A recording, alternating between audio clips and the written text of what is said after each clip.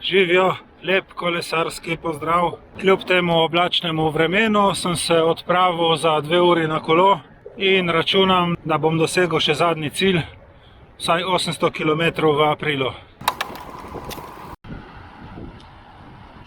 Zdaj smo že v zadnjem tednu aprila, danes je 27. velik praznik OF. Meni manjka pa še 40 km do končnega cilja. Vreme ni najbolj prijazno, 12 stopinj Celzija, popolnoma oblačno, ampak to me ne bo ustavilo. Še v nedeljo sem bil prepričan, da svojega cilja ne bom dosegel, ker je bil za cel teden napovedan dež, ampak se je danes vreme toliko popravilo, da so ceste suhe in vsaj trenutno ne pada, tako da sem se odločil, da izkoristim dan. Danes je super, ni prometa, voziš se, kot da bi bila nedelja. Krasno, super mi je. Veste, kaj je najhujše, kar te lahko doleti pri kolesarjenju? Počen okvir, predrta guma, strgana veriga, da te nevihta dobi. Ne, nič od tega. Najbolj boli ranjen ponos. Ta vremenska napoved za zadnji teden aprila me je tako podžgala, da bi šel z dežnikom, če bi bilo treba.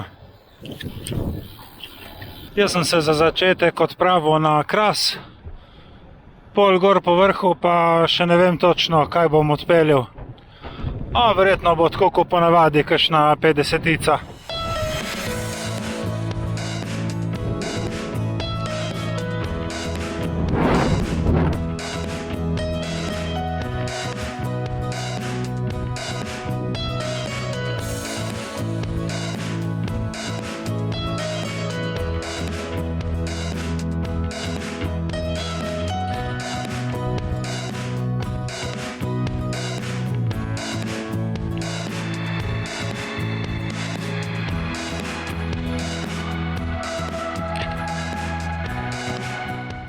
Trije rumenčki smo se znajdli na kupu.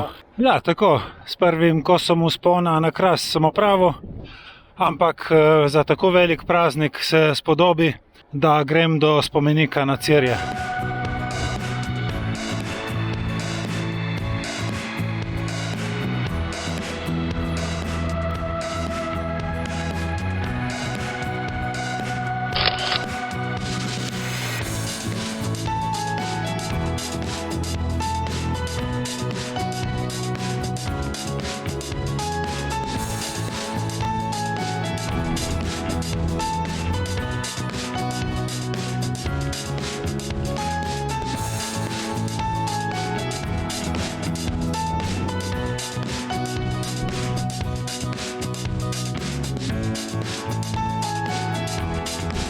Kaj je možno, da bom sam na Cirju.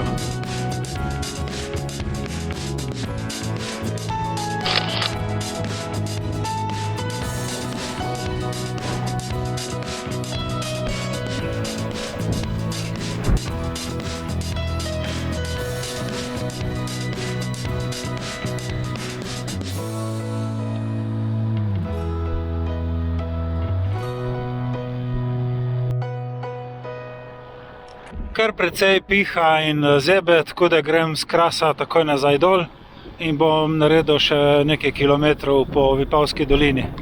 Mislim, da si zdaj lahko tudi odgovorimo na vprašanje, ali so tej Strava izzivi motivacija ali so breme.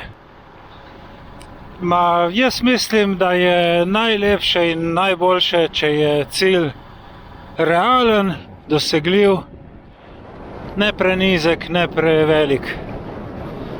Zdaj, če si zastavite cilj, ki je enostaven, potem ne bo nobene nagrade ob tem, ko ga boste dosegli. Če si boste zastavili previsok cilj, ga zelo verjetno ne boste dosegli, kar pomeni razočaranje, frustracijo, mogoče celo ranjen ponos. Ravno prav mora biti, da je treba vložiti nekaj energije van, da potem na koncu lahko občutimo tisto veselje, euforijo. Jaz za april sem bil dokaj realen. Sprva nisem želel se vključiti v challenge za 800 km, ker sem računal, da je to 16 krat po 50 km, se pravi vsak drug dan v mesecu.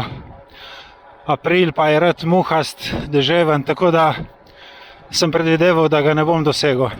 Ker neke druge umestne variante ni bilo, sem se odločil za 400 km, to je 8x po 50, sem rekel, ok, 2krat na teden pa že najdu tiste 2 uri. No in to je potem dejansko predstavljalo neko motivacijo, da sem se redno vozil.